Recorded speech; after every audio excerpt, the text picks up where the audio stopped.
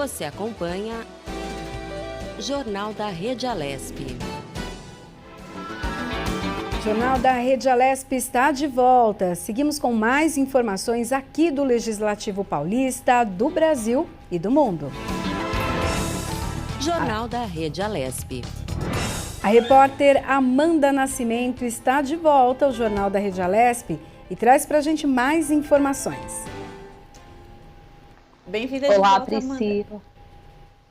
Olá, Priscila. Olá, Melissa. Obrigada. De volta aqui no Jornal da Rede Alesp para falar sobre a campanha Fevereiro Laranja, que é lei aqui no estado de São Paulo, Lei 17.207 de 2019, que partiu de um projeto aprovado na Alesp, projeto 568 de 2019, de autoria do deputado Tiago Auríquio, do PL. A campanha Fevereiro Laranja chama a atenção das pessoas para o diagnóstico precoce e tratamento da leucemia, além de ressaltar a importância da doação de medula óssea. Então, de acordo com a lei, a ideia é que, com a colaboração da iniciativa privada, entidades civis e organizações profissionais, possam ser colocados à disposição da população informações e também não só sobre a doença, mas também sobre o tratamento. Então, para explicar um pouquinho para quem está nos acompanhando, a leucemia é uma doença, um tipo de câncer que tem como característica o acúmulo de células doentes na medula óssea. E só para explicar, a medula óssea é o local em que são produzidas as células do nosso organismo. No caso de uma pessoa que tem leucemia, essa célula sanguínea que ainda não atingiu a maturidade acaba sofrendo uma mutação genética e com isso se transforma em uma célula cancerosa. Existem 12 diferentes tipos de leucemia e para alertar quem está nos acompanhando, acho que vale a pena passar aqui alguns dos principais sintomas da doença, que são falta de ar, palpitação. Esses pacientes ficam mais suscetíveis a infecções porque é uma doença que tem impacto na imunidade. Alguns pacientes apresentam sangramentos pelo nariz, nas gengivas e também manchas e pontos roxos no corpo. Vale lembrar, que a gente fala sempre da importância do diagnóstico precoce, no caso da leucemia não é diferente, porque quanto antes o paciente descobre a doença, ele já consegue iniciar o tratamento e a gente sabe que isso tem muito impacto nas chances de cura. E entre os tratamentos que são aí utilizados para a leucemia, a gente tem o transplante de medula óssea. Então é por isso que a campanha Fevereiro Laranja também chama a atenção das pessoas sobre a importância da doação de medula óssea, já que acaba aí sendo uma possibilidade para quem foi diagnosticado com a doença para se tratar. Então, Melissa, Priscila, acho que vale a pena deixar esse alerta aqui para que as pessoas fiquem muito atentas à própria saúde. É com vocês. Exatamente, muito importante e só ressaltando então que a Amanda falou para nós, essa questão do diagnóstico precoce, o quanto é importante. A gente já fala aqui no Jornal da Rede Alesp já há bastante tempo sobre essa questão. O diagnóstico precoce ele pode ali diminuir as chances de morte, de desenvolver a doença de uma forma mais grave e principalmente aumentar a cura. Então, de 70% a 90% chances de cura. Então, percebendo algum sinal, algum sintoma diferente no organismo, o ideal sim é marcar com o especialista, independente desse momento de pandemia ou não, mas o ideal é sempre ter ali o check-up, fazer os check-ups, os exames, ter acompanhamento, nesse momento até com uma consulta virtual, mas ter o acompanhamento, não é, Melissa? Com certeza, ter o cuidado preventivo sempre faz muita diferença, não só para cânceres, como para outras doenças, Então, quanto mais, inclusive a Covid, então quanto mais cedo a gente puder verificar aí como está a sua condição de saúde, melhor. É isso aí. Bom, e a gente continua o Jornal da Rede Alesp e vamos com mais entrevista. Nós vamos falar sobre a alta no preço de combustíveis, que preocupa muito o governo federal por desencadear uma série de reajustes nos preços de vários produtos.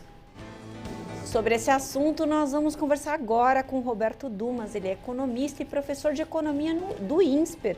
Bom dia, professor Roberto. Seja muito bem-vindo ao Jornal da Rede Alesp. Bom dia, Melissa. Bom dia, Priscila. Infelizmente, lá vou eu trazer algumas notícias não tão boas, né? Verdade, professor. Mas eu queria que o senhor explicasse, então, para a gente por que tem esse aumento, então, o que ocasionou o aumento dos combustíveis? Está todo mundo preocupado aí porque as bombas já tiveram alteração. Veja, esse aumento vem de fora. Por quê? Porque nós passamos por uma pandemia, tivemos uma recessão global, o mundo caiu em 2020 e agora o mundo está se recuperando. Uma força muito maior aí da China e dos Estados Unidos. Da China, que é uma tremenda consumidora de commodities, inclusive petróleo, e dos Estados Unidos a gente pode citar, por exemplo, o plano de 2 trilhões de dólares da política fiscal expansionista do Biden, ou seja, ele vai querer dar mais dinheiro para a população, fazer essa política fiscal expansionista de modo a dar mais tração na economia norte-americana. China crescendo, Estados Unidos crescendo, e aí você toma que a Arábia Saudita provavelmente vai parar de produzir, não muito, mas entre 1 a 2 milhões de barris dia, você já vê o porquê que o preço do barril do petróleo sobe lá fora. Aí você fala, tá bom, mas sobe lá fora, por que eu tenho que trazer aqui dentro? Veja, a Petrobras, ela é uma empresa mista. Ela tem acionistas privados, ou seja, empresas que compram, ou nós, eu, você que investimos, e também do governo. E ela precisa ser tratada com uma governança como se fosse uma empresa que busca o lucro. Então, como ela produz petróleo, ela tem que cobrar de acordo com o preço internacional, senão ela vai perder dinheiro. E muitas vezes a gente pergunta, poxa, mas deixa ela perder dinheiro que ela é do Estado. Primeiro, ela não é 100% do Estado. Ela tem uma parte, menos que 51%, controlada por acionistas, eu, você, que muitas vezes a Petrobras precisa de recursos para explorar o pré-sal, etc., ela faz o que a gente chama novas emissões de ações, secondary offering ou follow-on. Então, se nós estamos vendo que, de alguma maneira, não é o que está acontecendo, se de alguma maneira existem influências políticas e populistas no estabelecimento de preço da Petrobras, o que prejudica a lucratividade dela, o que vai acontecer? Nós, acionistas, não vamos mais comprar a ação dela. E aí muita gente pode falar, olha, não comprem. Não, veja, se nós não comprarmos as ações dela, eu não estou falando assim comprar direto. O meu fundo multimercado, o teu fundo DI, o teu fundo de ações, o teu fundo de garantia, seguradora, todas depositam recursos tanto em títulos públicos quanto em ações. Se nós vemos que, de alguma maneira, está existindo uma interferência populista, nós não vamos mais comprar essas ações. Tá, mas até aí ainda não entendi. Aonde vai bater? Vai bater que o preço da ação cai. Se o preço da ação cai, a hora que a Petrobras for de novo ao mercado pedir dinheiro, vender um pedaço dela para nós vamos dizer, não compramos ou compramos com preço muito mais baixo. No final, se ela quiser se tornar populista, como já ocorreu algum tempo atrás, ela vai acabar dando um tiro no pé, porque ela é uma empresa mista. Então, precisa nós sabermos do tipo, que tipo de empresa a gente quer. A gente quer uma empresa mista, que é controlada pelo governo, mas tem acionistas minoritários e pode contar com essa poupança dos acionistas minoritários. Não, queremos uma empresa 100% estatal. Só que também aí ela vai perder dinheiro. E aí ela vai cobrar não só os acionistas minoritários, mas toda a população brasileira, porque quem controla vai ser o governo, e se por acaso precisar de recurso, vai ter que tirar do orçamento, do tesouro, ou vai ter que tirar do nosso imposto de renda. Então é esse o motivo. A governança de uma empresa, ela tem que maximizar o lucro. Se subir o preço do petróleo lá fora, claro, ela não está fazendo todo dia, ela está fazendo mais ou menos a cada 3 meses, e já estão dizendo aí, está um pouco de incerteza, que ela está repassando o preço a cada 1 ano. Mas ela precisa repassar. Por exemplo, se o preço cai, ela segura, ela tem um pouco de caixa para não baixar o preço. Se o preço sobe, ela segura uns 3 meses. Agora, se ela vê que a tendência dos últimos 3 meses é de subir, ela não pode perder dinheiro, que ela vai prejudicar a solidez, não a solidez, porque ela é extremamente sólida, né? Mas a atratividade financeira para que tenha mais investidores querendo comprar a Petrobras, porque senão ela se transforma numa empresa completamente estatal e aí divide-se o prejuízo eventualmente com toda a população e não só com os minoritários. É por isso que o preço da gasolina está subindo. Resultado de 2 coisas. Preço lá fora subindo e o nosso câmbio continua depreciado, continua aí beliscando os 5,50. Traz a valor em reais, fica mais caro. É essa a razão. Então, quer dizer, são esses 2 fatores que acabam causando aí um efeito dominó na economia. Então, quer dizer, não só o combustível, como outras questões aí acabam também tendo uma alta, né, professor? Eu queria saber se o senhor vê alguma medida que possa ser adotada nesse momento para dar uma segurada nessa alta aí. Veja, em economia, nós sempre dizemos o seguinte: não existe almoço de graça. Tem alguma coisa para ser feita? Tem muita coisa para ser feita. Por exemplo, eu posso não repassar o aumento, mas se você não repassar esse aumento, como nós falamos, todos aqueles acionistas, inclusive o governo, que é o principal acionista, vai perder dinheiro. Tem outra coisa que a gente pode fazer? Tem outras coisas. A gente pode cortar os impostos em cima da gasolina. Não, mas se eu cortar os impostos de modo a diminuir o preço do combustível, eu vou ter que aumentar o imposto do outro lado. Então, você está vendo que alguém vai sofrer. Achar que a gente pode diminuir e que ninguém vai pagar por isso, nem o governo, nem a população, nem os acionistas, que vai vir um dinheiro lá de fora, olha, eu vou querer baixar esse preço na marra, mas eu tenho certeza que ninguém vai pagar por isso. Isso não existe em economia. Não existe. Alguém tem que pagar. Por exemplo, quando teve na greve dos caminhoneiros em 2018, o então presidente Michel Temer inclusive tentou querer diminuir o preço do diesel. O que aconteceu? Vamos diminuir o PIS/COFINS. Aí você tirou isenção de imposto de um lado, das indústrias químicas do outro, enfim, aí começaram a brigar. Quem grita leva mais. O que a gente quer dizer é, tem caminhos? Tem. Esse caminho será gratuito, sem prejudicar qualquer outro setor, mas de jeito nenhum isso existe. Sempre alguém vai ter que pagar pela benesse ou populismo, de alguma maneira, do governo. Ou acionista minoritário, ou governo, ou alguns setores que contam com algum benefício fiscal. Não estou dizendo que esse benefício fiscal está certo ou errado, mas de algum lado o dinheiro tem que vir. Ele não cai do céu. Professor, olha, o ministro Paulo Guedes atribui ao ICMS cobrado pelos estados como responsável por essa alta. O senhor concorda com essa afirmação? Veja, o ICMS, quando você está em crise, você acaba culpando todo mundo. Não tem nada a ver com o ICMS isso daí. Veja, mas o ICMS é alto. Sim, ele sempre foi alto. Só que o problema do ICMS, não vou dizer que é o problema, é a característica do imposto. O que é? Ele é um percentual do valor do combustível.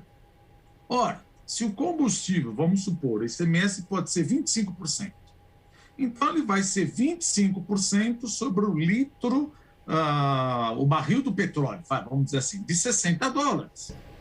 Se o barril do petróleo for para $100, ele vai ser 25% sobre $100. Então, a característica do ICMS é um percentual do valor do litro do diesel. Se o litro do diesel sobe, o ICMS sobe. Então, é a característica.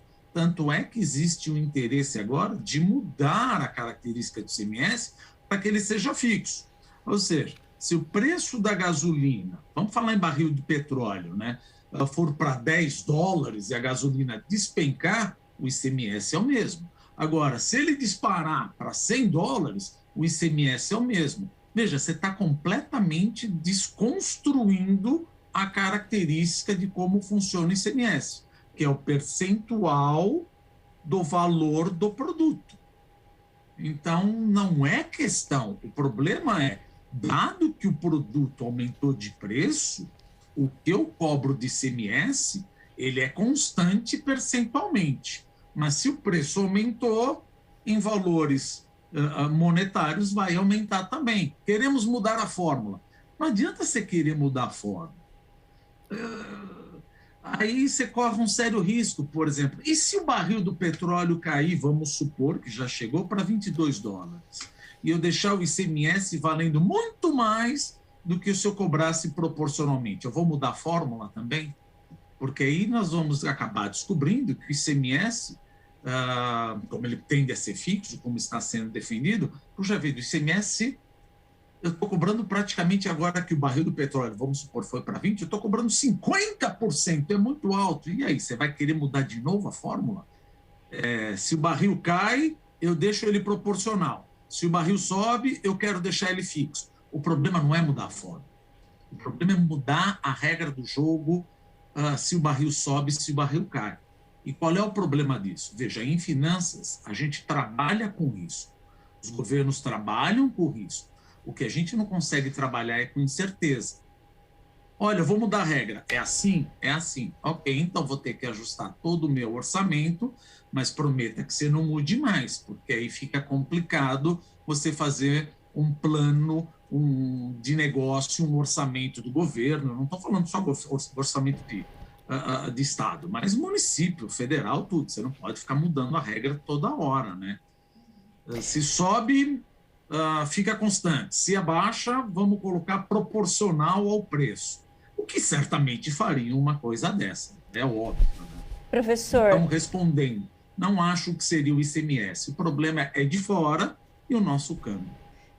E aí, falando um pouco sobre essa questão da incidência de imposto aí sobre o barril do petróleo, sobre a questão do combustível, o senhor falou sobre a regra do jogo aí, que ele quer mudar com o jogo em andamento, né? Eu queria saber, isso obviamente que causa um impacto significativo na arrecadação, de alguma forma também tem um impacto significativo na arrecadação. Isso não pode trazer outros problemas, reverberar para outros problemas? Veja, é exatamente aquilo que nós falamos e você está falando exatamente o que nós conversamos. Não existe almoço de graça. Se por acaso eu tirar o recurso de qualquer governo, não estou falando de governo esse aqui, vamos tirar a militância, mas se eu mexer no governo de qualquer lugar, na receita do governo de qualquer lugar, ele vai ter que se ajustar de alguma maneira. Ou aumenta de um outro, ou vai ter que cortar algumas despesas. De novo, o princípio mágico que muita gente não acredita. Não existe almoço de graça. Se a coisa fica difícil, obviamente, às vezes a gente acaba não entendendo. A gente fala, olha, traz para dentro, para nosso dia a dia. Vamos supor, eu vendo um produto onde eu ganho 15% da venda dele. Ou seja, a venda dele é R$100, eu cobro 15%. Então, todo dia eu ganho R$15. Esses R$15 estão totalmente destinados à saúde, à educação, etc. De repente, alguém fala, não é mais 15, vai ser fixo a 7. Veja, mas eu tenho uma despesa de 15. Sim, mas agora é fixo a 7. O que eu vou fazer? Eu vou ter que aumentar 8 de algum lado ou vou ter que cortar a minha despesa de 15 para 7.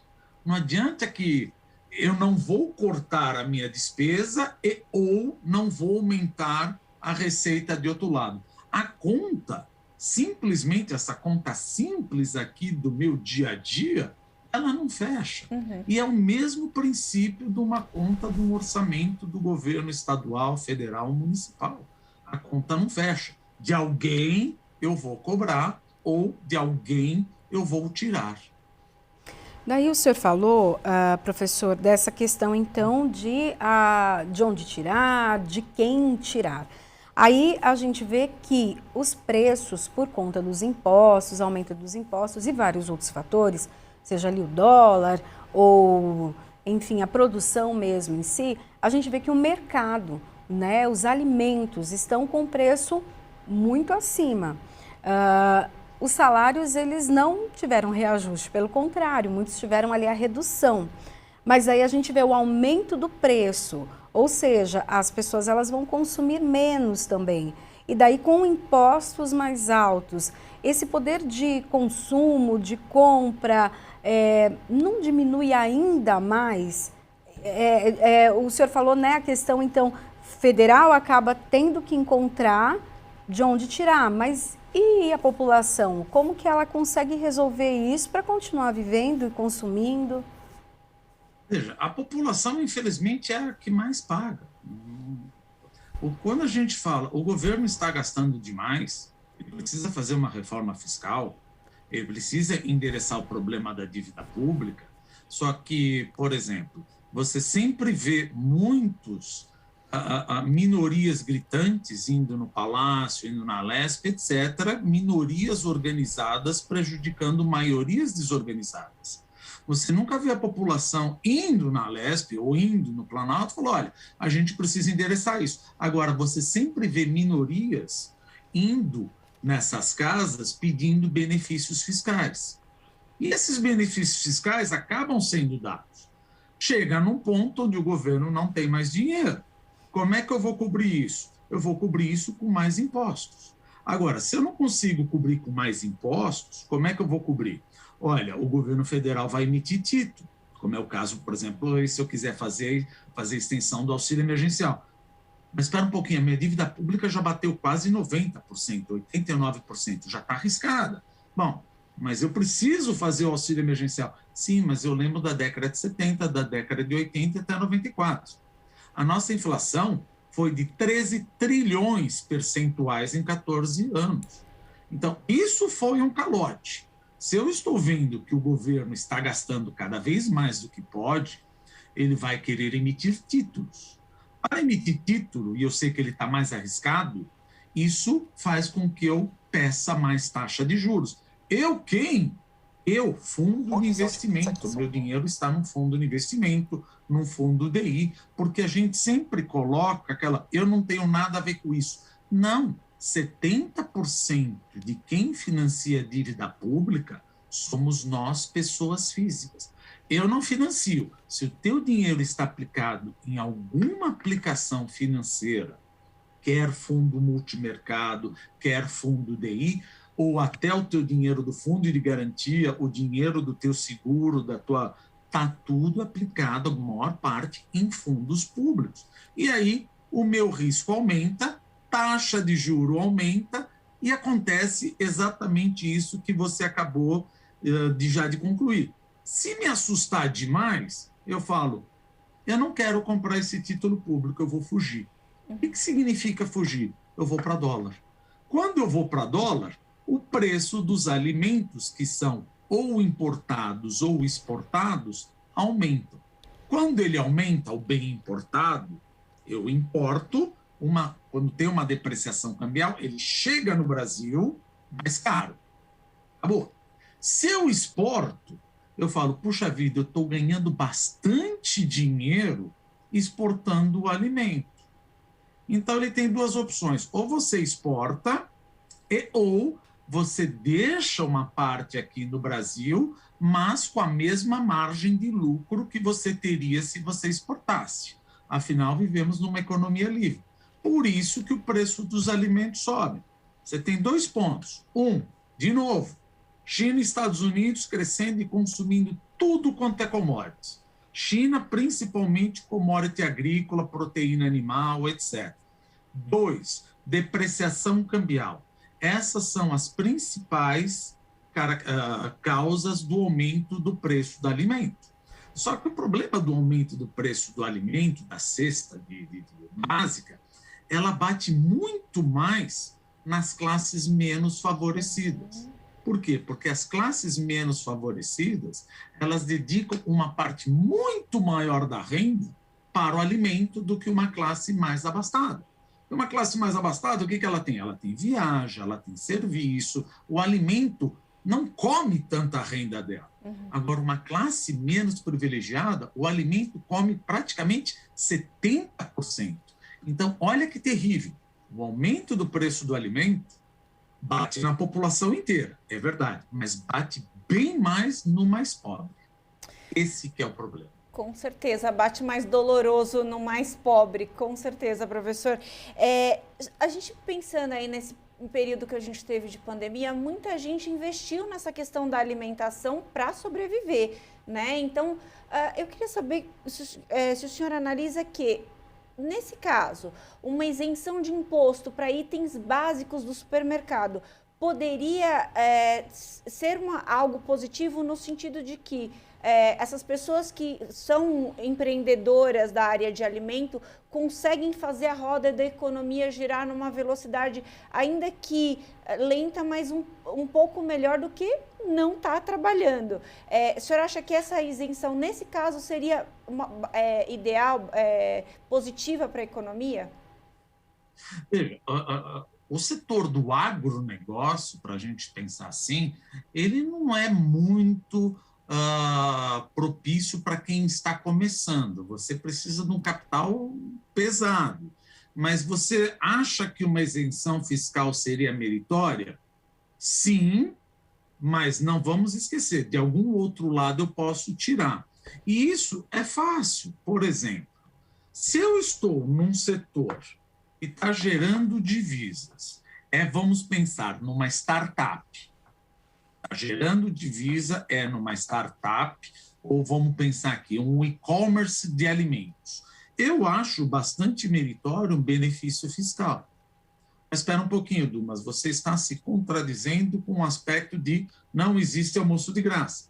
Sim, eu posso tirar de algumas empresas um benefício fiscal de empresas que já estão no Brasil há 100 anos. Aí você pergunta, você já está há 100 anos aqui e ainda não consegue sobreviver sem isenção fiscal?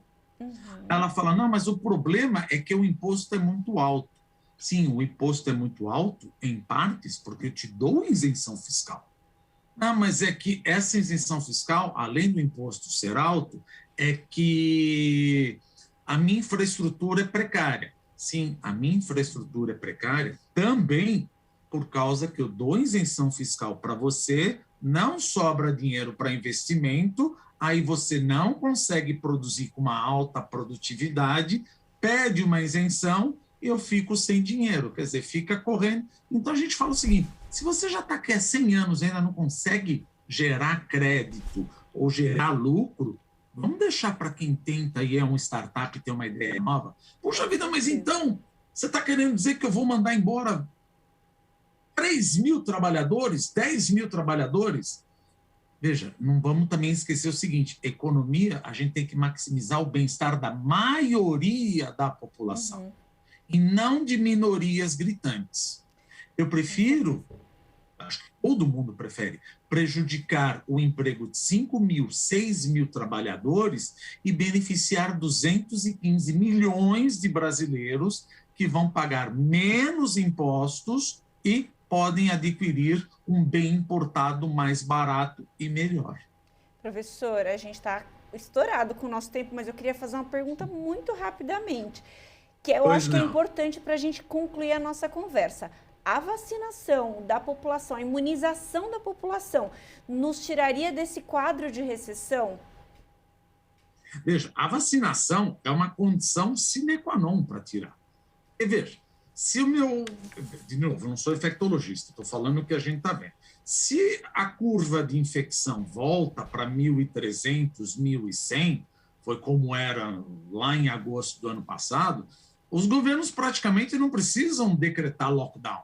A população vai se autodecretar lockdown. Fala, pera um pouquinho, o negócio está piorando, então eu vou ficar em casa. Ao ficar em casa, você automaticamente já está prejudicando o PIB. Você está prejudicando a renda do trabalhador. Então, a vacinação é crucial para a recuperação econômica. Agora, se a gente fala, mas a vacinação vai, por mais que você vá a todo vapor, que a gente ouve, a vacinação para atingir uma imunidade de rebanho, o que eu quero dizer? Olha, você pode ser à vontade que você não vai ficar doente, e isso é lá para novembro, talvez para fevereiro do ano que vem. Porque, veja, uns vacinam, outros não vacinam, alguns são contra a vacinação, não vou dizer se está certo ou está errado, mas o que eu ouço muitos médicos falar é que, olha, o que precisa é vacinar. Ninguém precisa brigar comigo, eu sou contra a vacina. Olha, eu não estou defendendo, mas o que a gente ouve entre 100 quase médicos é que sem vacinação você não atinge uma imunidade de rebanho, e aí vou entrar na minha seara. Olha, se eu não atingir uma imunidade de rebanho e eu não endereçar o problema do Covid, nós não teremos uma recuperação econômica em 2022, porque 2021, posso estar enganado, ela já vai ser menor do que eu caí em 2020. Nós não vamos crescer 4,5%, quiçá 2,5%. E o primeiro TRI tende a ser negativo, infelizmente, por causa do fim do auxílio emergencial.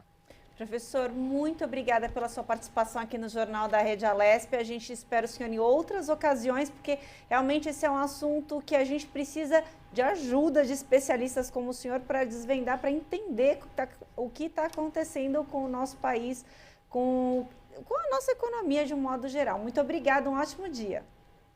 É sempre um prazer, bom dia a todos. Muito obrigado. Obrigada, professor, pelas suas informações.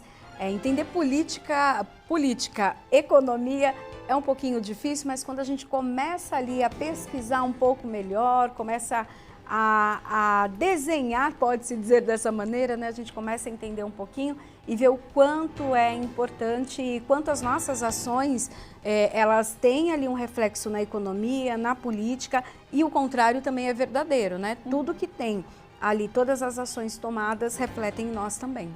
E muita gente não entende essa relação, essa interligação que o país faz com outros países, né? Então, o que o professor nos explicou? Que a subida do barril do petróleo reverbera aqui no nosso combustível, a exportação também reverbera aqui no nosso alimento. Então, tudo isso é importante para a gente entender a política de uma maneira globalizada e saber por que está acontecendo aqui conosco. É isso aí. Bom, e em sessão plenária realizada na noite de ontem, vários projetos de lei foram aprovados. Dentre eles, a penalidade para quem furar a fila da vacina contra a Covid-19.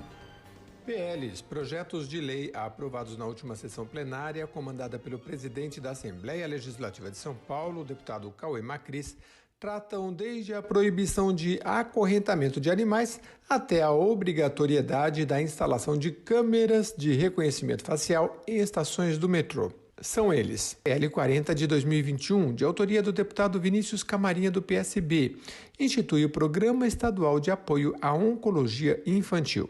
Aprovado também o PL 575 de 2020, de autoria do deputado Paulo Corrêa Júnior, do Democratas, que proíbe o acorrentamento de animais de porte doméstico concorrentes que impeçam sua livre mobilidade. PL 37 de 2021, de autoria dos deputados N, do Novo, e deputado Gilmaci Santos, do Republicanos, que disciplina as penalidades a serem aplicadas pelo não cumprimento da ordem de vacinação dos grupos prioritários. PL 969 de 2019, de autoria do deputado Enio Tato, do PT, institui o programa Censo de Pessoas com Transtorno do Espectro Autista e de seus familiares. Aprovado o projeto de lei 647 de 2020, de autoria da deputada Damares Moura, do PSDB. O projeto assegura que as escolas públicas capacitem crianças e adolescentes para a identificação e prevenção de situações de violência intrafamiliar e abuso sexual. A parlamentar comentou: aprovar um projeto para que, através da educação, transformemos essa realidade, eu considero um marco histórico para a Assembleia Legislativa, e eu quero agradecer a todos os colegas que votaram o PL 647 na noite de hoje. Muito obrigada. Aprovado o projeto de lei 1114 de 2019, de autoria do deputado Daniel Soares, do Democratas, institui o Programa Estadual São Paulo Prato Vegano. Aprovado o projeto de lei 346 de 2020, de autoria do deputado Eniose Coquier, do Novo, estabelece penalidades administrativas aos agentes públicos que cometerem atos de corrupção e improbidade envolvendo recursos e bens destinados ao enfrentamento de pandemias ou calamidade pública.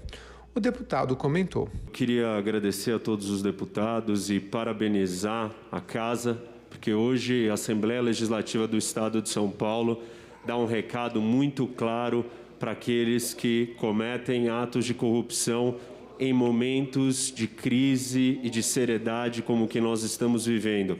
Parabéns ao Estado de São Paulo. Conto com o governador para transformar isso numa lei e a gente deixar um recado claro que São Paulo não tolera corrupção. Aprovado também o projeto de lei 446 de 2016, de autoria do deputado Ricardo Madalena, do PL. Dispõe sobre a obrigatoriedade de publicação na internet de informações sobre os plantões dos profissionais da saúde em toda a rede do Estado. Aprovado na forma do substitutivo o projeto de lei 251 de 2019, de autoria do deputado Sargento Nery, do Avante, que institui o sigilo de dados de vítimas, testemunhas e policiais.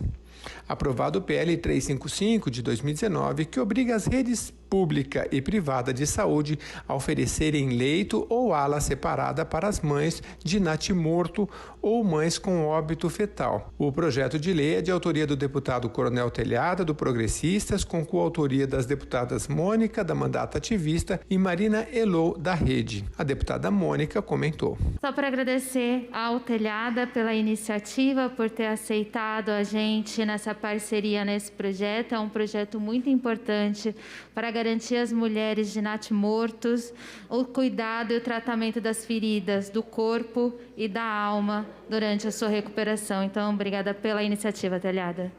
Queria parabenizar o nobre deputado Coronel Telhada por iniciativa tão importante para o Estado de São Paulo. É realmente um momento extremamente dolorido, extremamente importante de nos atentarmos. Quero agradecer a gentileza de nos aceitarmos como coautoras e dizer que essa Assembleia dá um passo importante hoje em garantir os direitos e o cuidado com todas as mulheres nesse momento e todas as famílias nesse momento tão difícil. Projeto de Lei 865 de 2019, de autoria do deputado Rodrigo Gambale, na forma do substitutivo, que torna obrigatória a instalação de câmeras de reconhecimento facial em todas as estações do metrô e da CPTM, assim como no interior dos vagões das composições.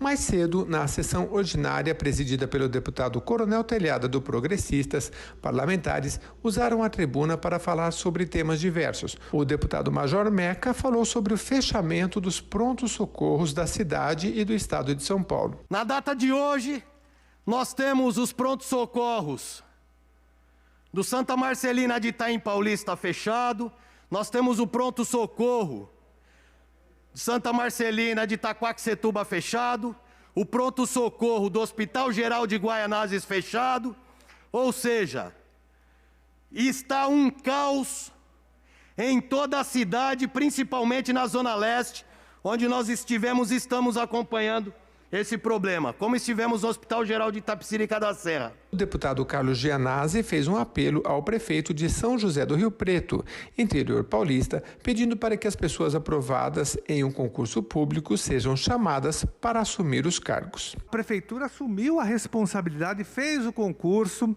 fez a chamada, mas na hora da posse não houve a efetivação de todo o processo do concurso público, senhor presidente. E é um absurdo isso, porque o concurso foi aprovado pela Câmara Municipal, através de lei que foi sancionada, existe dotação orçamentária e a posse foi suspensa. E essas pessoas que são trabalhadoras e trabalhadores estão a ver navios, foram totalmente abandonadas. Então nós aqui exigimos que a prefeitura tome providências no sentido de dar a posse a todas essas pessoas. São mais de 150 trabalhadoras e trabalhadores da educação que ficaram reféns dessa situação.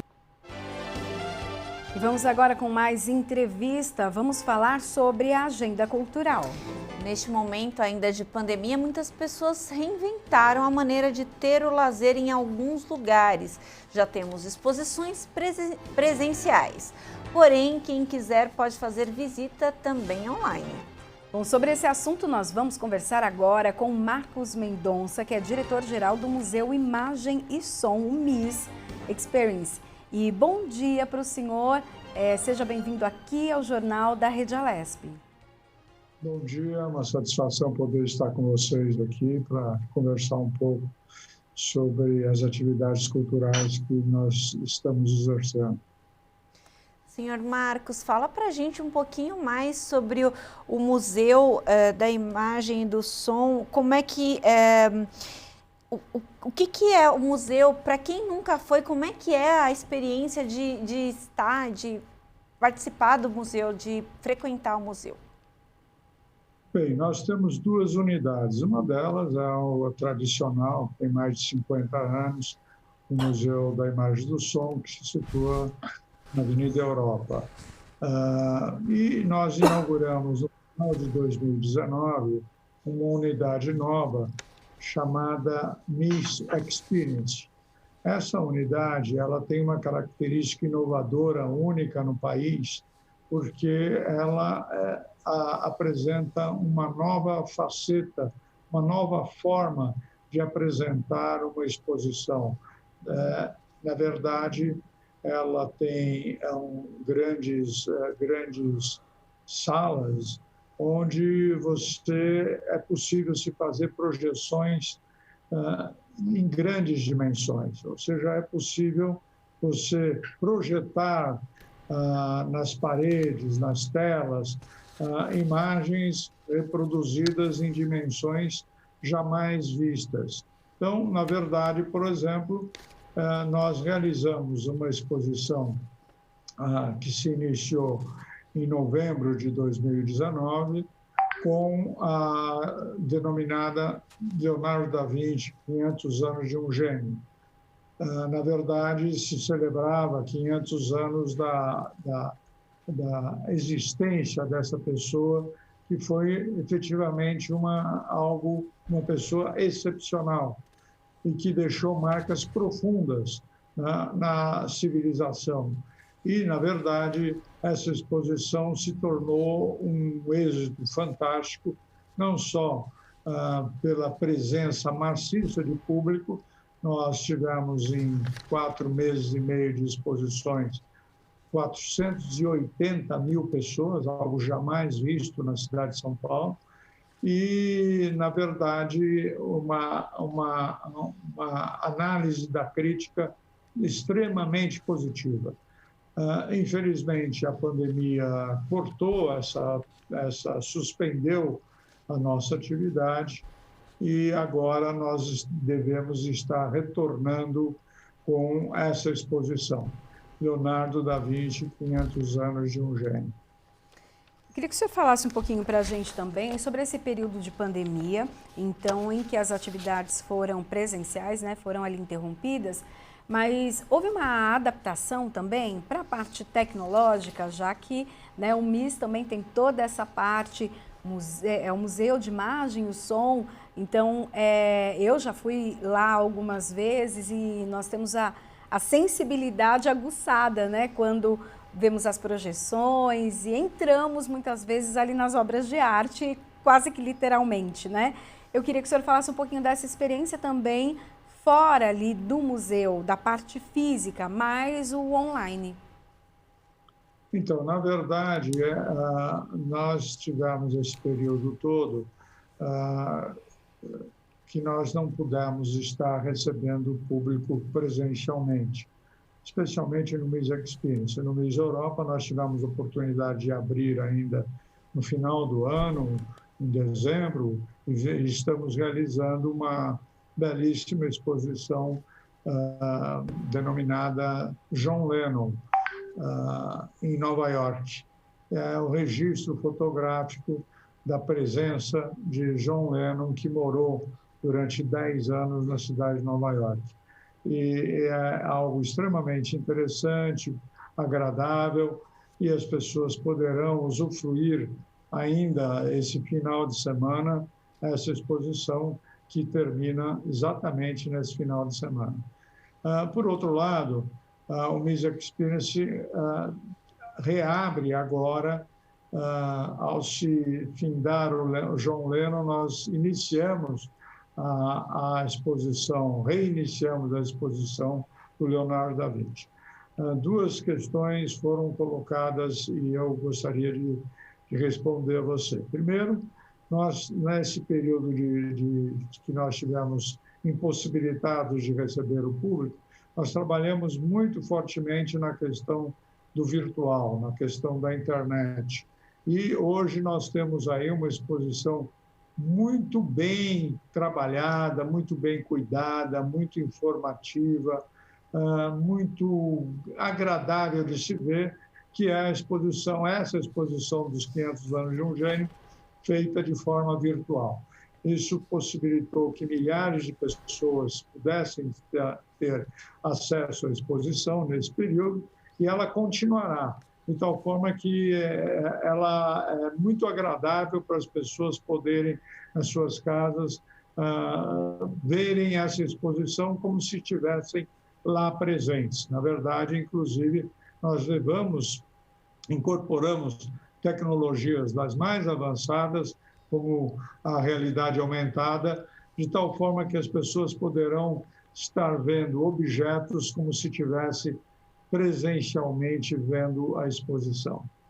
Por outro lado, diante de todas as regras estabelecidas para a questão da segurança do público, nós adequamos todo o nosso espaço, adequamos todos os nossos cenários de tal maneira que permita que haja uma visita com muita facilidade, com muita segurança, e as pessoas estarão distantes uma da outra conforme o protocolo existente. Então, nós temos todas as normas de segurança, algo absolutamente seguro, tranquilo, e eu convido as pessoas a irem assistir, aqueles que não tiveram oportunidade de ver, a ir participar dessa exposição, que é algo memorável, é algo que as pessoas vão sair de lá impactadas no sentido positivo, de falarem, olha, eu vi uma exposição que vai ficar na minha memória, eu vi uma exposição que me enriqueceu, que me deu uma série de informações, que além de eu poder estar participando de alguns momentos extremamente agradáveis, eu recebi o meu nível de conhecimento aumentou. Então, eu acho que, na verdade, essa exposição, que inclusive ganhou o prêmio, que é o maior prêmio concedido às exposições no Brasil, que é o prêmio da Associação Paulista de Críticos de Arte. São críticos especializados nessa questão e que elegeram essa exposição como a melhor exposição entre 2019 e 2020 que aconteceu no Brasil. Então, na verdade, eu fico muito feliz de, nesse instante, estar reabrindo com essa perspectiva. Marcos, a gente sabe que tem um monte de pessoas que passaram esse período de isolamento social numa angústia dentro de casa, tinham ali uma vida, uma rotina intensa, né? E, nesse sentido, as exposições virtuais, os passeios virtuais, sair de dentro desse ambiente virtualmente foi muito positivo. Queria saber se vocês sentiram aí do lado do museu essa contribuição que deram para a saúde mental das pessoas. Na verdade, essa foi uma faceta que nós nos debruçamos. Até então, a gente tinha um trabalho na internet, mas não era tão profundo, tão meticuloso, tão cuidadoso como aquele que nós passamos a exercer. E, na verdade, hoje, por exemplo, nós temos 2 exposições nossas, dos nossos acervos, no Google Arts, ou seja, São duas exposições montadas especialmente para o Google Arts. Por outro lado, temos essa exposição que nós estamos comentando agora, do Music Experience, e que a da Leonardo da Vinci, que é uma exposição riquíssima. Os dados, o trabalho que foi desenvolvido, o cuidado que foi feito com a elaboração dessa exposição, nos permite dizer que nós chegamos a um outro patamar. E daqui para frente, a ideia é permanentemente trabalhar assim. Ou seja, além da exposição física, nós queremos trabalhar em exposições virtuais que permitam que pessoas que não possam estar se locomovendo por razões das mais diversas, né? Especialmente nesse momento que há uma recomendação do isolamento e tudo mais, mas possam estar usufruindo da exposição. Então, esse foi um ensinamento, foi um ganho que a pandemia nos trouxe. Nos trouxe toda essa experiência, todo esse conhecimento de trabalhar com produtos na internet que permitam que a pessoa tenha um desfrute. Se não for tão grande quanto do presencial, seja quase isso, ou seja, é algo que pode ajudar muito as pessoas, especialmente numa fase posterior, quando as pessoas tiverem mesmo possibilidade de locomoção, aquelas pessoas que não puderem estar vindo a São Paulo, vindo ao Music Experience, ver a exposição. Então, na verdade, nós daqui para frente temos traçado toda uma política, essa é uma política que a Secretaria de Cultura e Economia Criativa do Governo do Estado de São Paulo vem buscando implantar, de que a gente possa estar sempre, permanentemente, trabalhando na área virtual. Marcos, e para a gente terminar, então, essa nossa conversa, eu queria que você falasse um pouco da expectativa agora para 2021. Por mais que a flexibilização, nós já temos acesso até algumas atividades presenciais, mas e a expectativa, então, para 2021? O que o público pode esperar de novidade?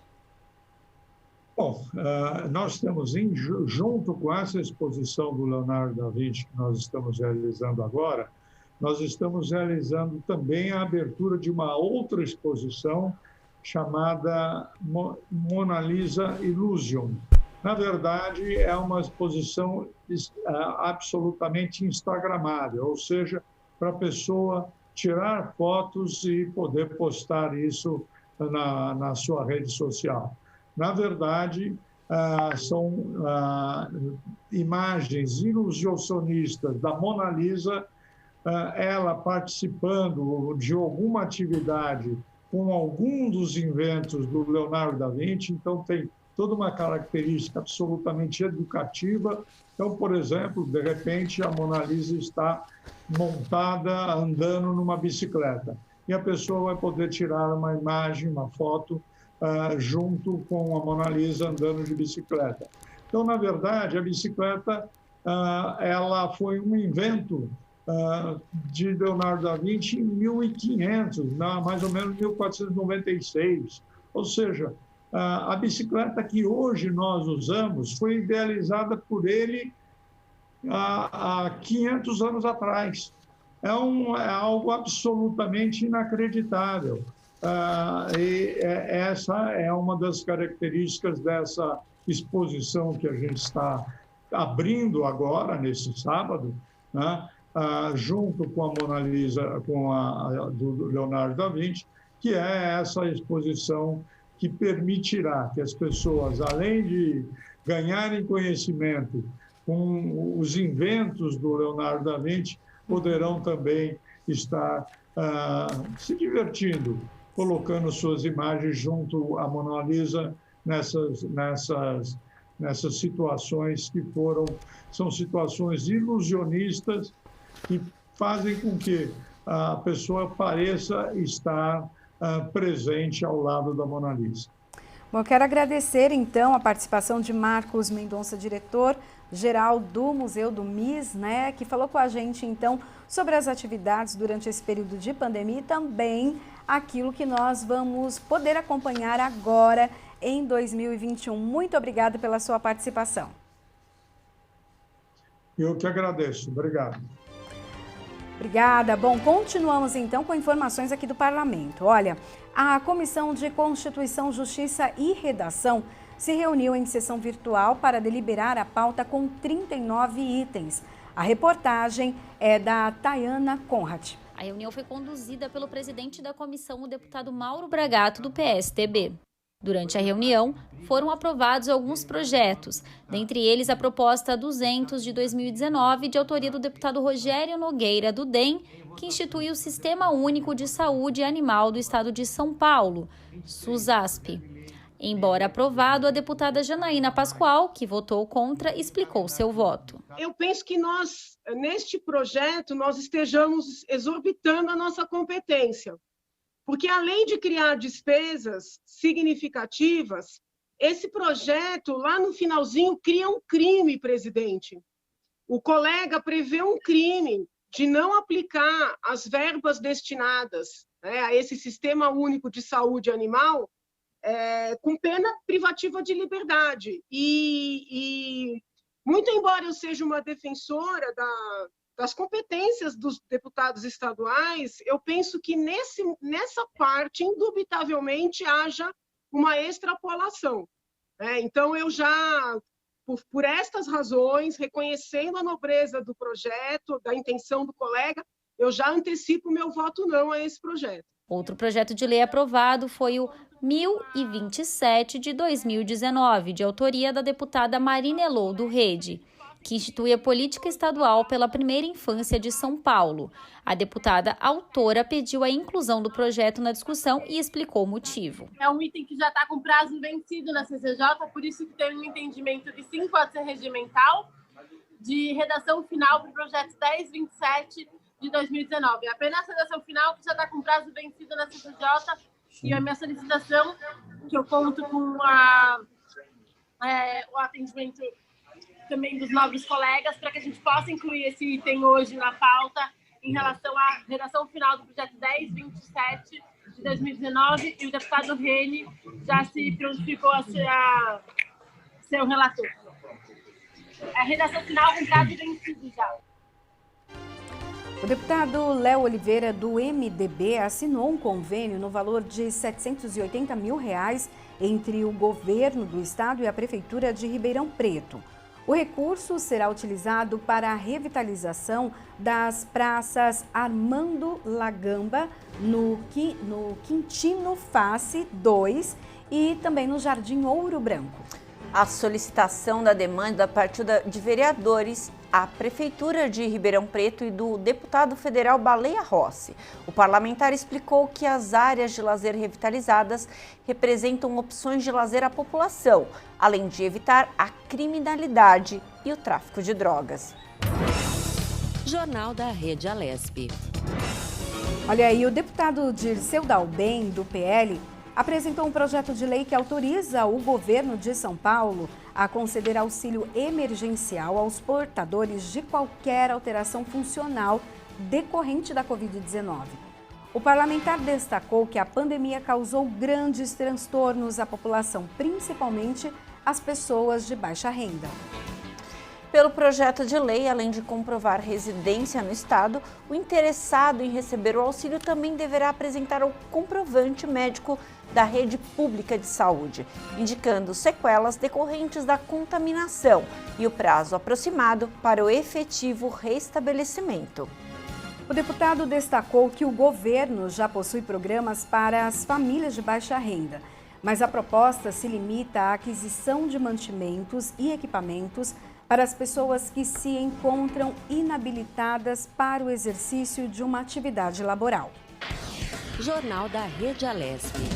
É uma medida muito importante, né? Lembrando que a Covid-19 acaba deixando sequelas, né? Tanto no período em que a pessoa está ali se recuperando do vírus, quanto também depois. Problemas respiratórios, outras necessidades que ela precisa realmente de memória, várias outras situações que a pessoa precisa ali de um apoio. Bom, novas doses da vacina contra o coronavírus começaram a ser entregues para os 92 municípios do Rio de Janeiro. Após terem esgotado os estoques em algumas das maiores cidades do estado, a Secretaria Estadual de Saúde informou que a nova remessa será de 131 mil doses. São Gonçalo e Niterói, na região metropolitana, já receberam as vacinas. E as prefeituras informaram que vão retomar a imunização do grupo prioritário amanhã, quinta-feira. A distribuição para outros municípios ocorrerá nessa quarta-feira e amanhã a capital também recebeu as novas doses e continua vacinando idosos de 85 a 89 anos. Eu acho que a data ficou incorreta, mas a gente entende Isso, que... a partir de hoje, né? A partir então, de exatamente, hoje. não amanhã, hoje. Olha, o pagamento do abono do PIS, PASEP, para quem trabalhou com carteira assinada ou como funcionário público em 2019 termina hoje. Recebem agora os trabalhadores da iniciativa privada nascidos entre março e junho que não possuem conta corrente ou conta poupança digital na Caixa.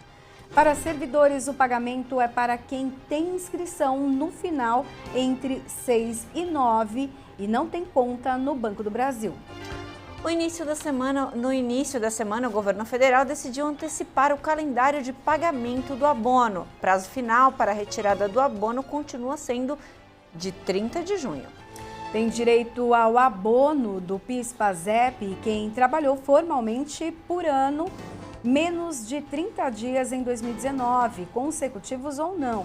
E está escrito, né, no PIS ou PASEP há pelo menos 5 anos. É preciso ainda ter recebido remuneração mensal média de no máximo 2 salários mínimos em 2019. Quem tem dúvidas sobre o direito pode consultar o site da Caixa, o aplicativo Caixa Trabalhador ou ligue para 0800 726-0207. Já os funcionários públicos podem consultar o site do Banco do Brasil para saber se podem receber o PASEP. Nós vamos agora para mais uma entrevista. Vamos falar sobre as eleições no Congresso Nacional. Sobre esse assunto, nós vamos conversar agora com Eduardo Grim. Ele é cientista político da Fundação Getúlio Vargas. Boa tarde, Eduardo. Seja bem-vindo ao Jornal da Rede Alesp. Boa tarde, muito obrigado pelo convite. É um prazer estar com você e todos os assinantes e ouvintes da TV. Eduardo, qual que é a importância do Congresso para o país? O Congresso, em geral, em democracias, foi uma conquista muito significativa porque o Estado moderno foi gerando no parlamento ou nas casas legislativas, tanto em nível nacional como também em nível subnacional, mecanismos que cumprem uma série de funções muito importantes, a começar por dizer que ele serve para dividir um pouco aquele poder que era historicamente concentrado no chamado poder executivo, Estado ou governo, de maneira mais resumida, e, portanto, o Congresso Nacional serve para controlar o poder do outro poder, por assim dizer. Retomando uma das formulações clássicas de Montesquieu, que foi um filósofo político francês do século XVIII. Uma segunda função derivada dessa é que se um poder controla o outro poder, ele tem que ter uma lógica de composição e que se dá por meio de eleições essas que têm por finalidade produzir mecanismos de representação da sociedade que sejam os mais abrangentes possíveis, no sentido de contemplar todos os setores que compõem qualquer sociedade, tanto em nível territorial, como também do ponto de vista de características sociais, econômicas, culturais, religiosas, de étnicas, como acontece em muitos países. Então, essa função de representação do que é a sociedade, no caso brasileiro, ela é muito importante, porque ela dá uma dimensão da capacidade que o Congresso tem de apreender várias demandas que a sociedade tem para serem encaminhadas por meio de políticas públicas por exemplo. Uma outra função que caminha nessa mesma direção é, se o Congresso tem a função de representação, ele precisa criar um instrumento jurídico para isso, no sentido de formalizar decisões que sejam, como a gente chama, vinculantes para toda a sociedade. Isso se dá por meio da sua função legislativa. Então, cabe ao Congresso, tanto a Câmara quanto o Senado, produzirem medidas legais, geralmente leis, mas não apenas leis, que tenham por finalidade produzir instrumentos jurídicos que garantam aos cidadãos e às cidadãs, à sociedade como um todo, empresas e outros públicos interessados, direitos e deveres que fazem com que nós tenhamos regras claras de como a sociedade pode se comportar, sobretudo no sentido de preservar a democracia. Ainda há uma outra função muito importante, derivada do primeiro comentário que eu fiz sobre o Congresso exercer a função de controle como um poder que é do outro poder, que é o Executivo, que é a função de fiscalização. Então, cabe ao Congresso, tanto a Câmara quanto ao Senado, realizar o estrito acompanhamento dos atos do Poder Executivo, tanto do ponto de vista financeiro, orçamentário, o que se dá no caso brasileiro, por exemplo, com o papel que o Tribunal de Contas da União tem, que ele é um órgão auxiliar da Câmara dos Deputados, visando a fazer exatamente esse tipo de atividade. E, por fim, há uma outra atuação não menos importante do Congresso, além da função legislativa, além da função de representação, que é a de organizar comissões, sejam as comissões chamadas permanentes, que são organizadas por áreas de atuação, por exemplo, Comissão de Saúde, Comissão de Educação, Comissão de Assuntos Sociais, Comissão de Assuntos Econômicos, dentre outras, que servem para dialogar, criar pontes de relação entre a sociedade e o parlamento, como caixas de ressonância que buscam capturar demandas da sociedade e tramitar iniciativas que possam, em geral, serem encaminhadas depois para o plenário da Câmara e do Senado para a sua aprovação. E há também as chamadas comissões parlamentares de inquérito, que podem ser criadas se tiver necessidade a partir de um fato concreto, por prazo determinado, para cumprir uma função muito importante, que é a de investigação, sobretudo de autoridades de outros poderes, como mais usualmente acontece com o Poder Executivo. E as comissões parlamentares de inquérito, elas são um instrumento muito significativo de uma outra característica do Congresso Nacional, que é o de respeitar o direito das minorias. Por isso que comissões parlamentares de inquérito, em geral, conseguem ser instaladas não com o apoio da maioria dos parlamentares, mas com 1/3 de apoio. Ou seja, é uma maneira da maioria não sufocar a minoria e, com isso, garantir que, mais uma vez, o papel do Congresso esteja a serviço dessa terceira função importante, que é a de fiscalização em relação aos atos de outros poderes. Então, em resumo, função fiscalizadora, função legislativa e função representativa são as três mais significativas que o Congresso Nacional, nesse caso a Câmara dos Deputados e o Senado Federal, eles exercem dentro do arcabouço constitucional e da prática política que se consolidou na democracia brasileira. Há uma expectativa muito grande, né, para a escolha do presidente, então, desses poderes. Mas daí nós temos também a composição da mesa diretora.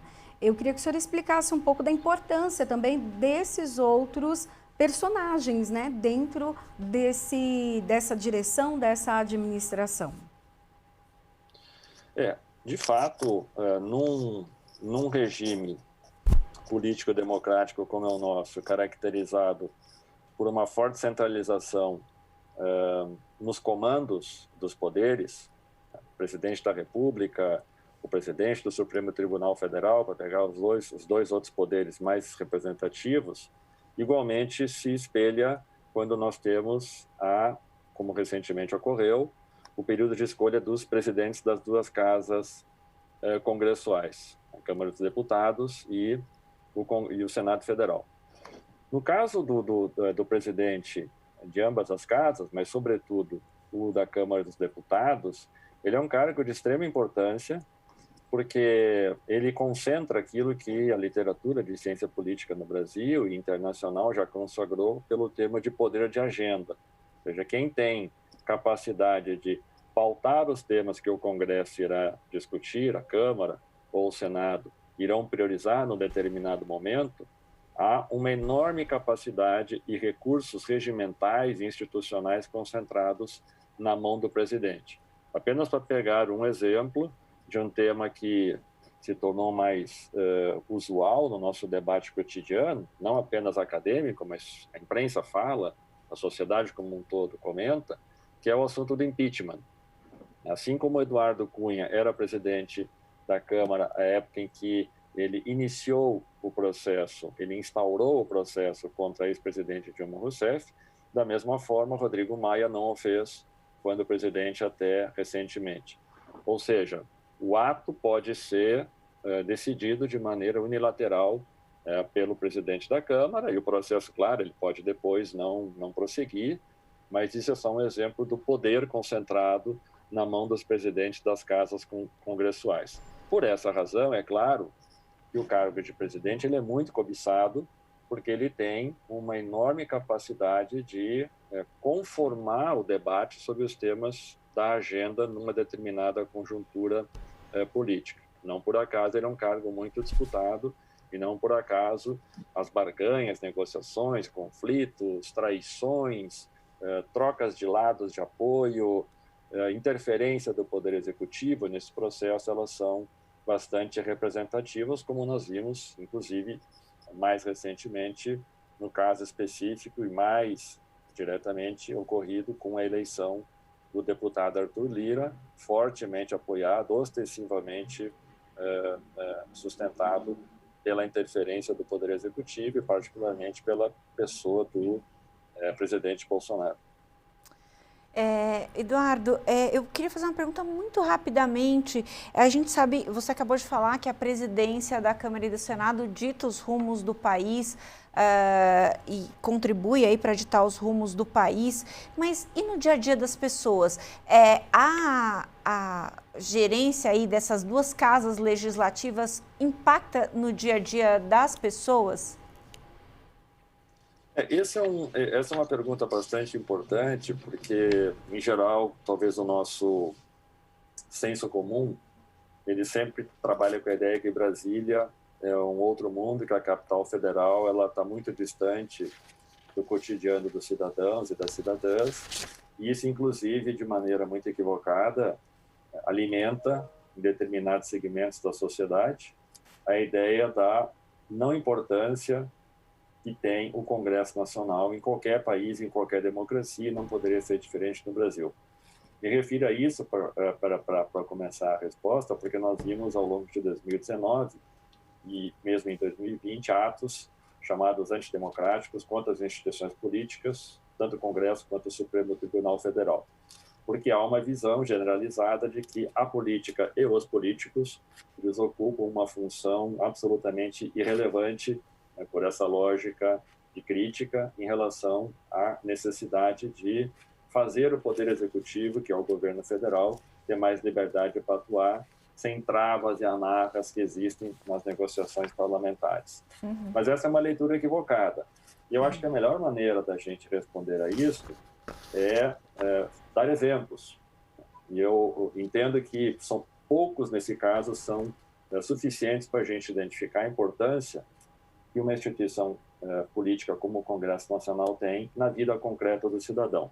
Eu falava há pouco que uma das funções do Congresso é legislativa, portanto, ele produz leis que definem direitos e deveres do cidadão, e eles facultam ao cidadão e à cidadã regras que até então ou eram dúbias, ou eram inexistentes, ou jogavam contra direitos que deveriam ser consagrados. Por exemplo, no campo da violência doméstica, já que nós tivemos no Brasil, nos últimos 2 anos, sobretudo com a pandemia da Covid-19, indicadores que subiram de maneira bastante significativa, o Congresso aprovou uma legislação em 2019 que obriga o registro nos boletins de ocorrência da deficiência da vítima nos casos de violência doméstica.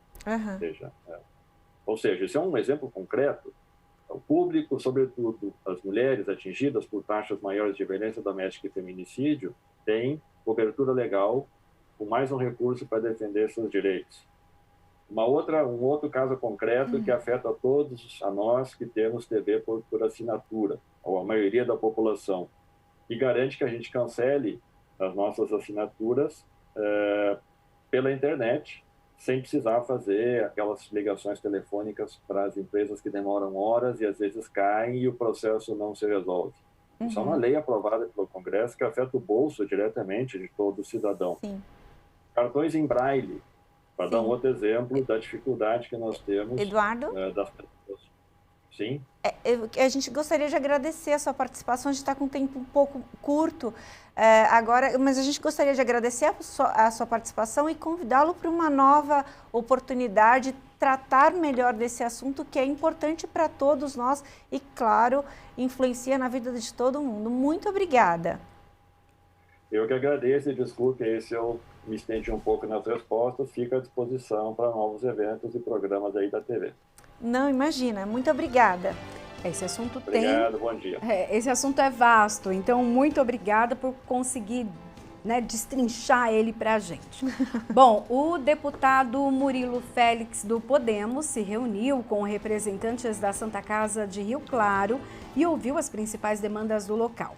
Segundo o provedor Danúzio Antônio Diniz, uma das principais preocupações é a redução de 12% dos recursos dos programas pró-Santas Casas e Santas Casas Sustentáveis. Por esse motivo, o impacto será de R$300 mil a menos por ano para a Santa Casa, que já enfrenta problemas financeiros referentes à defasagem dos valores da tabela SUS em relação aos custos dos insumos e medicamentos. Em todo o estado de São Paulo, o corte de repasses resultará na redução de R$80 milhões por ano para 180 instituições.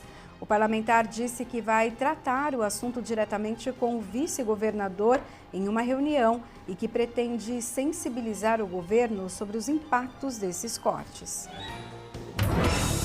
Jornal da Rede Alesp. Olha, o príncipe Charles, herdeiro da coroa britânica, e a esposa dele, Camila, receberam a primeira dose da vacina contra a Covid-19 como parte da campanha de imunização em massa no Reino Unido. O anúncio foi feito pelo porta-voz da Clarence House, a residência oficial do casal. Charles e Camila, com 72 e 73 anos, respectivamente, unem-se assim às mais de 12 milhões e 600 mil pessoas que já receberam a primeira dose dos imunizantes desenvolvidos pela AstraZeneca, Oxford e Pfizer-BioNTech. Eles fazem parte dos 4 grupos prioritários, cerca de 15 milhões de pessoas que incluem todos aqueles com mais de 70 anos de idade, profissionais de saúde e doentes crônicos que o governo propôs vacinar antes da próxima segunda-feira. O Reino Unido é o país mais atingido na Europa pela pandemia, com quase 114 mil mortes. Por isso, o governo concentra sua estratégia na vacinação para poder sair do terceiro confinamento. Olha, o governo britânico aumentou as restrições de viajantes que chegam ao país em uma medida para conter o avanço da Covid-19. Entre elas está a que prevê a prisão de pessoas que omitirem ter passagem pelo Brasil e mais outros 30 países. O Reino Unido é o país mais atingido pela Covid-19 na Europa. Foram registradas mais de 113 mil mortes pela Covid-19. O governo britânico já havia anunciado em meados de janeiro a proibição de viagens para passageiros vindos do Brasil, Portugal e de toda a América do Sul. A proibição de viagens não vale para cidadãos britânicos que queiram voltar para casa ou para estrangeiros com permissão de residência no Reino Unido. Mas todos os viajantes que passarem por esses países deverão fazer uma quarentena obrigatória de 10 dias no Reino Unido. Vamos agora com mais entrevista. Vamos falar sobre a evasão escolar pós-pandemia. Um assunto de grande importância para muita gente. A evasão escolar é um termo que se refere ao fluxo de transição entre os anos letivos. Ela ocorre quando um aluno que estava matriculado em um ano específico e no ano seguinte não se matriculou em escola alguma. Sobre esse assunto, nós vamos conversar agora com Daniel Cara, cientista político e coordenador geral da Campanha Nacional para o Direito à Educação. Boa tarde, Daniel. Seja bem-vindo ao Jornal da Rede Alesp. Boa tarde, Priscila. Boa tarde, Melissa. É um prazer estar aqui com vocês. Daniel, qual ou quais o senhor acredita que são as principais causas da evasão escolar? Em primeiro lugar, essa é uma questão importantíssima. Até tem um debate internacional que eu acredito que está mais adequado hoje. Eu tenho falado muito isso com os meus alunos na Universidade de São Paulo, que é o fato de que, para um país tão desigual como o Brasil, ou para países pouco desenvolvidos ou de desenvolvimento médio, que também é o grupo do Brasil, a realidade é que não existe só um processo de evasão escolar, porque evasão escolar ela parte do pressuposto de que é uma decisão do aluno. O problema mais dramático que nós vivemos, e para adequar corretamente o termo, é que existe uma exclusão escolar. Ou seja, o sistema de ensino, seja municipal, seja estadual no Brasil, ele tem sido tão frágil, tão pouco vinculado aos estudantes, que os estudantes acabam não vendo sentido, ou os estudantes acabam sendo concretamente expulsos pelas péssimas condições em que se apresentam esses sistemas, sem contar num problema dramático, que é a questão econômica. E tudo isso, na pandemia, se torna ainda mais preocupante, porque muitas famílias, mesmo com a economia paralisada, elas acabam pressionando por uma questão de necessidade os seus filhos a saírem de casa, saírem também da escola, né, mesmo nas atividades remotas, e tentarem, de alguma maneira, obter renda. Então, é uma situação dramática e é uma situação que representa a falta de centralidade que tem a educação, em especial, infelizmente, a educação pública no Brasil. Daniel, e o impacto para toda a sociedade, inclusive a economia, dessa evasão escolar? É um impacto dramático, porque a exclusão escolar ela acaba tanto ferindo o direito da pessoa à educação. É sempre bom lembrar que no artigo 205 da Constituição Federal é determinado que a missão da educação se refere ao pleno desenvolvimento da pessoa, seu preparo para o exercício da cidadania e sua qualificação para o trabalho. Ou seja, é um direito individual do cidadão, mas é também um benefício, um bem público para toda a sociedade, porque cidadãos plenos, exercendo a cidadania de maneira também plena e qualificados para o mundo do trabalho, para a vida produtiva, eles certamente são capazes de colaborar para o desenvolvimento do país. Então, é um drama de duas faces, né? É um drama no sentido de que as pessoas elas não se tornam pessoas plenas, a condição humana não é concretamente preservada, respeitada e promovida, mas, ao mesmo tempo, existe um impacto dramático em termos econômicos, porque o Brasil é um país que tem a sua última população, é até importante dizer isso, né? 2022 é o último ano do bônus demográfico, em que nós vamos ter mais adolescentes e crianças do que as demais faixas etárias. E essa geração desse último bônus demográfico, depois o Brasil passa a ser um país de adultos e idosos e depois um país de idosos, né? Essa última geração que deveria receber a melhor educação para o melhor desenvolvimento, não só pelo fato de ser um direito, mas também para o desenvolvimento do país, essa geração está sendo gravemente prejudicada pela má gestão durante a pandemia e também pela má gestão anterior, porque a escola pública ela é precária no Brasil, ela não recebe investimento adequado, na prática, desde que ela se tornou uma preocupação do Estado brasileiro, né? Desde a época do Brasil Império.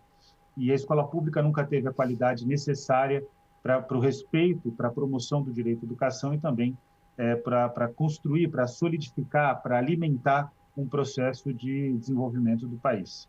Daniel, desde o início da semana a gente tem acompanhado aí a volta às aulas presencial em algumas escolas, principalmente na rede pública, né?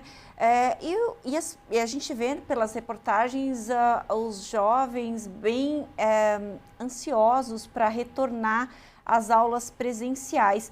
Queria que você dissesse se você acha que essa ansiedade vai, de alguma forma, impactar para que diminua essa questão da exclusão escolar, desse desejo de deixar a escola.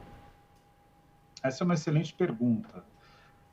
Infelizmente, a pandemia fez com que as escolas tivessem que ser fechadas. E a gente observou, durante o processo de quarentena, que ainda continua, a gente observou que na prática, a escola fez muita falta na vida das pessoas. O que é importante dizer claramente é que a gente precisa ter um retorno urgente às aulas presenciais. Porém, esse retorno precisa ser seguro.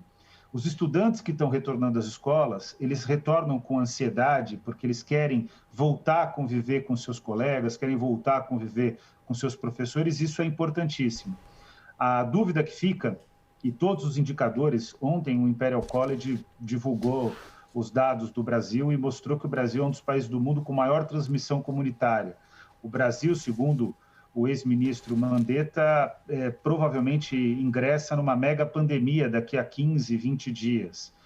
Hoje, uma infectologista a Denise, publicou um artigo na Folha de São Paulo mostrando que, de fato, a gente está num momento muito preocupante da pandemia. Então, é interessante observar o desejo dos estudantes em voltarem para as atividades presenciais nas escolas. É importante observar também o esforço dos professores nesse momento, sem nenhum tipo de amparo da gestão estadual aqui no estado de São Paulo, tampouco da gestão municipal. E, aliás, esse não é só um problema de São Paulo, é um problema do Brasil todo. O governo federal não faz uma coordenação de trabalho nem na educação, nem na saúde, nem na economia para o enfrentamento da pandemia. Então, o Brasil está jogado ao enfrentamento da pandemia sem governo. Essa que é a realidade. E é importante observar o desejo de setores importantes da sociedade com retorno às aulas, a revalorização da escola. Mas, infelizmente, esse ainda não é o momento. Então, o que está se gerando? Está se gerando uma situação em que, provavelmente, a gente vai ter uma retomada ainda muito tímida das atividades presenciais e essa retomada vai ter que ser logo revista, porque nós já temos dados aqui de escolas privadas de elite da cidade de São Paulo que tiveram que voltar a fechar as portas por conta de uma transmissão muito agressiva de Covid-19. A variante do Amazonas está chegando no estado de São Paulo, e essa situação de descontrole, de governo não realizado na gestão da pandemia, esse vai e volta pode estimular concretamente, inclusive, a exclusão escolar, porque o estudante ele fica naquela expectativa do retorno, é um retorno aligerado, inseguro, e na prática ele vai permanecer desalentado com a escola. Então ele teve uma boa notícia, ele se animou, mas essa boa notícia não tinha sustentação em termos de política sanitária e muito provavelmente a escola vai ter que ser novamente fechada e o desalento vai tomar conta desse estudante. Então, concretamente, o Brasil precisaria ter vivido, de 25 de dezembro a 25 de janeiro, um lockdown absoluto em todo o território nacional. E isso certamente faria com que, nesse momento, a gente estivesse com maior controle da pandemia e, mesmo sem a vacina, seria possível planejar e construir um retorno seguro às atividades presenciais, que são imprescindíveis. A escola é um espaço imprescindível para a vida. Daniel, a gente sabe que é necessário, então, como você disse, né, essa presença na escola por diversos fatores, né? O desenvolvimento pessoal, emocional dos estudantes, claro que além de todo o conhecimento adquirido. Mas nesse momento ainda que há essa fragilidade, que muitas crianças, adolescentes têm ali problemas respiratórios e até mesmo com a volta às aulas, eles não têm a indicação para essa volta.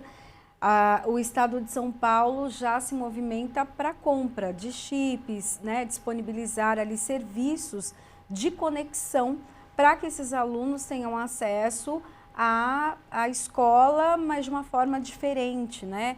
Muitas não tinham acesso nem à tecnologia, seja o aparelho, muito menos aos dados, né? À internet.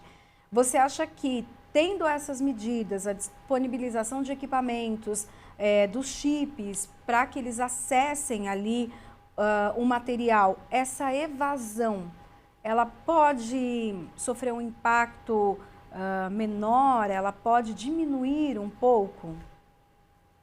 Certamente. A minha dúvida é por que o Estado de São Paulo, que é o mais poderoso do país, até agora não tomou essa medida, né? É sempre bom lembrar, eu fiz um estudo no ano de 2016, em janeiro de 2016, eu fiz um estudo por encomenda do governo federal, avaliando quanto custaria universalizar o acesso à internet a unidades computacionais. O exemplo que, para mim, era paradigmático é o caso do Uruguai, que tem ganhado prêmios, né, por diversos motivos, em termos educacionais, mas principalmente pelo programa de inclusão digital, de alunos e professores. E, para mim, o caso do Uruguai era um caso paradigmático, né? Então, naquele momento, em 2016, custava, para universalizar o acesso à internet e a unidades computacionais, custava cerca de 11 bilhões de reais. Agora, por conta da pandemia, o IPEA atualizou em variáveis muito próximas do meu estudo e considerou até que ficaria mais barato, ficaria 5 bilhões de reais. O governo do Estado de São Paulo tem condições de sozinho, considerando que a população de São Paulo é bastante menor do que a população do Brasil, sozinho ele teria condição de arcar com o custo dessa inclusão digital. A pergunta que fica é por que não foi feito? De qualquer maneira, já não foi feito e precisa ser feito. Então, essa medida é extremamente salutar, ela deve ser implementada com urgência. É importante, sim, a inclusão digital, independentemente da pandemia, e no caso da pandemia ela se torna uma necessidade mais do que imprescindível. Então, eu considero fundamental, certamente vai ter uma redução do impacto em termos de exclusão escolar e evasão escolar, e eu acho que isso é urgente. Está atrasado, está muito atrasado, né? Mas diante do atraso, que já é um fato, não dá para recuperar o tempo perdido nesse caso, então é preciso que isso seja feito com a celeridade absoluta. Qual é o problema? O problema é que, do que eu tenho acompanhado dos processos que são divulgados, né, fazendo o meu exercício como professor universitário, inclusive, de análise, né, o que eu vejo é que essa política do governo do Estado de São Paulo, ela não está primando pela qualidade das unidades computacionais, né? E como a obsolescência é muito grande dos equipamentos eletrônicos, me preocupa por quanto tempo esses equipamentos vão durar concretamente na mão dos estudantes, né? Então, essa é uma preocupação. A Positivo é uma empresa que está ganhando relevância nesse processo de aquisição, e não é uma empresa que é reconhecida por bons equipamentos, né? Então, eu fico preocupado em relação a isso, né? Eu acho que os requisitos de compra me parecem preocupantes. Daniel, a gente queria muito agradecer a sua participação aqui no Jornal da Rede Alesp. É um assunto importante para todo mundo e aí, com certeza, a gente vai voltar a te convidar para participar do jornal, porque realmente é uma troca que ajuda pais e mães e estudantes também. Muito obrigada. Uma boa tarde para você. Boa tarde, é um prazer estar com vocês. Muito obrigada. Bom, e o Jornal da Rede Alesp fica por aqui. Só lembrando que, se você quer dar uma sugestão sobre algum tema ou assunto, é só ligar no nosso WhatsApp. O número é 11 99 232 5950. Eu vou repetir, 11 99 232 5950 e deixa lá a sua mensagem. E o Jornal da Rede Alesp volta amanhã. Até lá, tchau, tchau.